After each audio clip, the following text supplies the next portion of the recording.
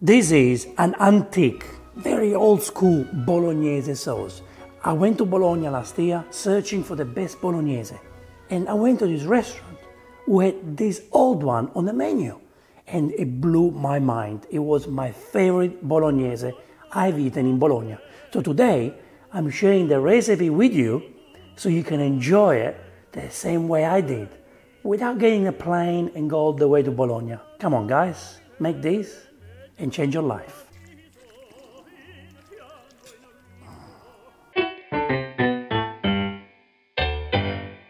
So what type of meat do we use for the antique Bolognese sauce? We need to use cheap meats, okay? So they used to use leftovers, okay? So for example, we're gonna use chicken livers. They are cheap, and this is the only time an Italian we use chicken in the pasta sauce. Guanciale, so you can use pancetta, that's what they use in the original antique recipe, but I chose guanciale because I'm a carbonara man and I always have guanciale in my fridge. We're gonna use pork blade roast. It's a beautiful piece of meat. It's cheaper and it can cook for 3, 4, 5 hours. We're gonna use a beef blade roast. Okay, this is what I chose. This is the cheapest meat I found in the supermarket. The original recipe has the hearts, the liver, and all the interiors of the animals. I think it's going to be too far for us who live in these days. Nobody wants to eat that anymore. But to get these cheap casserole meat options is the way to go. But the chicken liver is the flavor. It's very important for you. 2 small cans of peeled tomatoes, about 800 grams. 1 bottle of passata, 2 or 3 tablespoons of tomato paste, half onion chopped into pieces, 1 celery stick chopped, 1 carrot chopped into pieces, extra virgin olive oil, 1 glass of red wine, but you can also use white wine, and don't use expensive ones. Just use anything that you have already open. Salt and pepper, and lots of love. Let's start by cutting the beef. Sometimes when you buy this meat, it comes with like nerves, I call them, nerves that you don't want to eat because they're very hard to cook. So we have to avoid them, okay? So we're gonna cut slices, and then we'll remove the nerves. So hard, look how hard it is. Doesn't even cut. So nobody wants to eat this. This can be removed, we don't want it. This is up to you how you want to cut it. You can do chunks, small chunks, bigger, smaller. I like to do this. So when it cooks, it becomes soft, very, very tender and easy to break.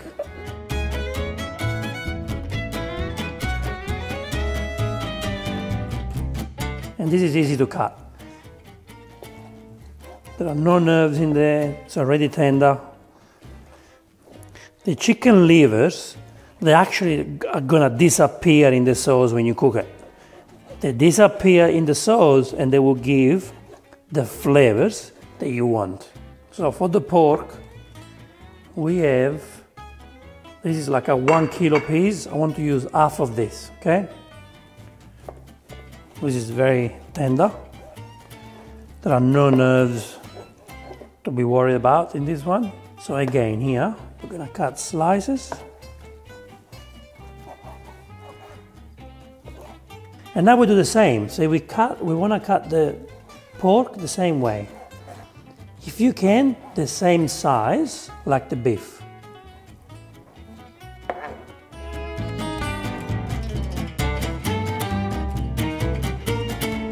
So now the guanciale has, see all the flavors here? So this is the skin, which we don't want, so that can go. And something else you want to remove is this side. There's way too much pepper, there's garlic in there and spices. You can keep it, but I think it's gonna be too much. Because we have lots of flavors in this dish. So this can go. So what we can do, we can cut slices first. Now that we have these strips, I want to cut into small strips, like if you're making carbonara. The peeled tomatoes need to be mashed or squashed, whatever you want to call it. So we get this utensil, And gently we do this. You can use a fork or you can use your hands, okay? You can do this with your hands. You don't need this fancy kitchen gadgets. Look at this casserole. This is what you need. You can use these or you can use whatever you use. Remember, you need to cook this sauce for 4 or 5 hours, okay? So get a nice deep casserole or pot, whatever you want to call it. The first thing we do is the extra virgin olive oil. So we have about 4 or 5 tablespoons, even more if you want, even more if you want. Extra virgin olive oil doesn't hurt. Now we add the onion, celery and carrots. We will cook the soffritto for about 15 minutes, okay? Even 20 minutes. This is very important. We want the soffritto to be very nice, soft. We want the ingredients to make love together. So just quick stir. And now we let it cook. After about 5-7 minutes, you can see that your onion, celery and carrots are softer. So what I suggest, you put maybe half a glass of red wine, just a little splash.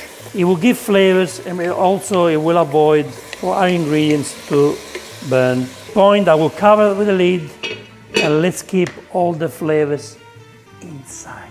After 15 minutes, this is the smell that you get. Ooh! Combination of red wine, carrots, celery, onion. We want to get the guanciale, the pork jaw. And we put it in there. First, reason why is because the guanciale needs to become a little bit crispy first. When we slow cook it in the sauce, it won't be crispy anymore. But we want to get the crispy guanciale first. And we want the guanciale to release the oil from the fat. So that's why we're cooking the guanciale first. As you can see, it's drying up a little bit, so go for more red wine. You don't have to follow the one glass. I already used 1 glass of wine, see? So now that the guanciale is ready, we are going to add the chicken livers, the beautiful chicken liver. We're going to add the beef. Now we add the pork. So what we want to do now, we want to make the meat a little bit gray, not brown, as you say, like gray. For many of you who love to use salt, you can put some salt in the meat. You don't have to now, we can put it later on, but why not? Put some salt in there.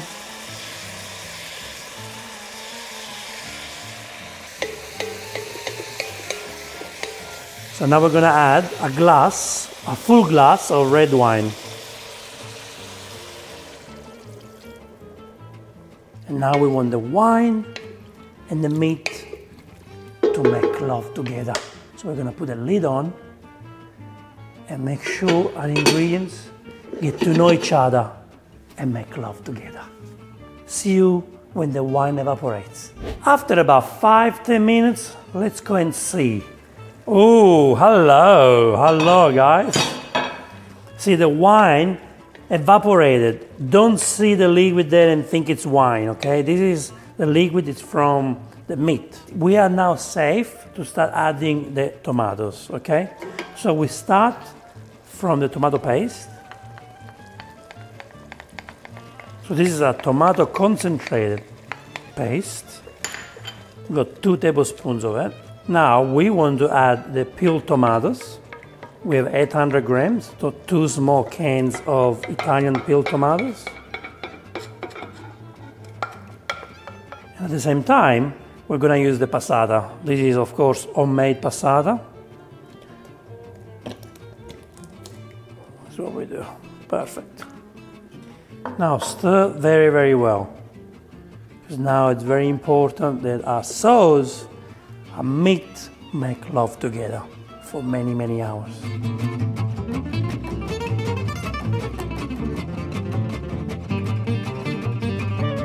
We are going to cover with the lid and stir it every 20 minutes or so. When the sauce starts to dry up, we need to start adding the boiled water.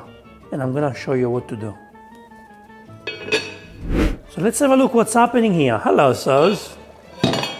It's been about 10 minutes and I can see that the sauce is requesting some water. So we want to put it down a little bit. We want to do this on a low heat. Now this is going to cook for about 4 or 5 hours. So make sure we cook the meat on a low heat. And we're going to add some water. This is boiled water. We're going to add a little bit. Don't be scared. We want the sauce not to dry up at this point. We want the sauce to be runny. So from now, I will say, cook it for an hour with the lid on, and you go and stir every 20 minutes. If it's getting dry, you add more water. But I believe in 1 hour, you should be okay. So let's cover it. It's been 45 minutes, so let's have a look. Ooh, hello. Yeah, look, it reduced. We'll see. See how much it reduced? Look at the lines there. Let's see. Make sure you stir. We don't want the meat to get stuck at the bottom, okay? We can add a little bit more water. Make sure we keep it nice and hydrated. Guys, we need to keep cooking this for at least 4 or 5 hours, okay? 4 or 5 hours. So we got plenty of time. Make sure you go and stir every 20 minutes. Keep an eye on it. There's not much for you to do. So open a bottle of wine, put the music on, and relax. Come and look, the sauce is now ready. Come and have a look. Look how pretty it is. Pretty! Look at this beauty. Relax now, relax. Let's switch off. We're gonna put some salt, because don't forget, we didn't put any salt to the sauce. We're gonna be generous with the pepper. And now stir. Look how, it's like pulled pork, pulled beef. It's gonna melt in your mouth, look at that. And see how much you reduced? I cut it into small chunks, and look at that now.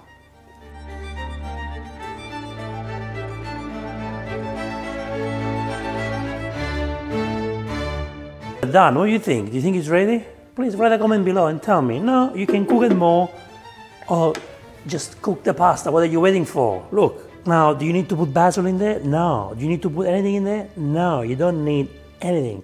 The flavors are here. The meat gave you the flavors. The sofrito gave you the flavors. The 3 different types of tomatoes that we use gave you the flavors. So let's cook the pasta and then we enjoy it. The water is boiling. We need to add a generous tablespoon of sea salt. The pasta I've chosen today is the tagliatelle, okay? The tagliatelle is like the pasta like this. It's a bit like a flat noodles, okay? You can use pappardelle, fettuccine. The reason why we don't use spaghetti is because the meat doesn't get stuck. You want the meat to sit on the pasta. So when you twirl the pasta, the meat is stuck on the pasta, and when it goes in your mouth, you enjoy all of them together at the same time. Now let's boil it.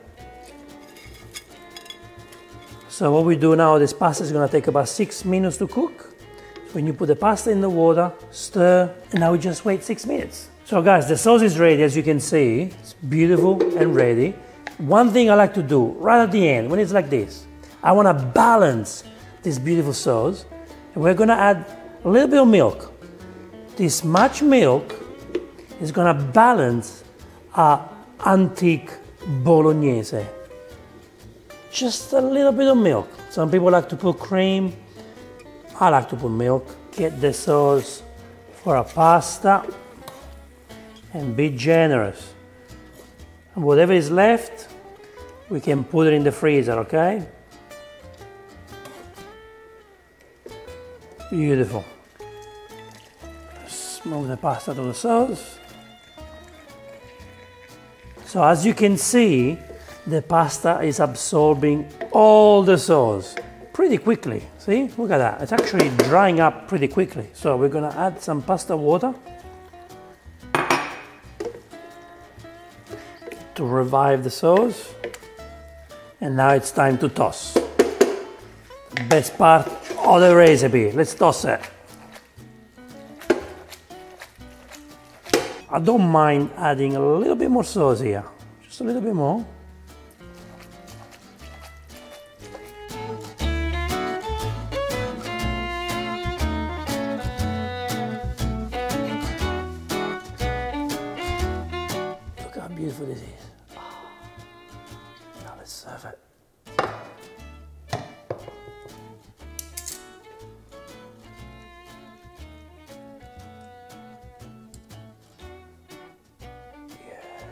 can see the chicken liver.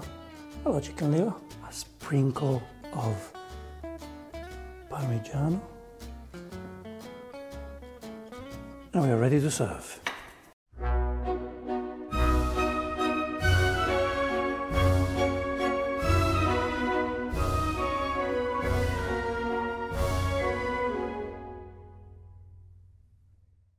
Best time of the video recipe. Oh, let's eat this wonderful ancient antique Bolognese.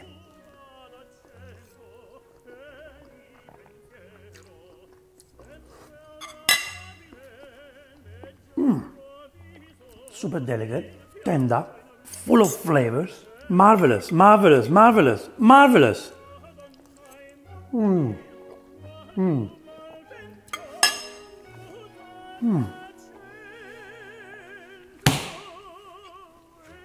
Wow, 5 hours of slow cooking. This is 5 hours of full of love. These guys made love for 5 hours. Can you believe it? This is what you get. This is an explosion of happiness, an explosion of aromas in my mouth, an explosion of flavors right here inside my mouth. This is simplicity at its best. This is comfort food. This is the king, the queen of food. Wow, wow, wow. I hope you like it the same way I do.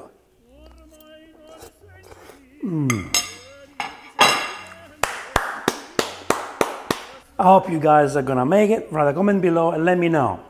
I like it, I don't like it. I prefer the original way. Well, this is actually the original. This is the ancient one. So, thank you. I will see you in the next Vincenzo's Plate video recipe. E ora si mangia. Vincenzo's Plate. I feel like I'm in Bologna.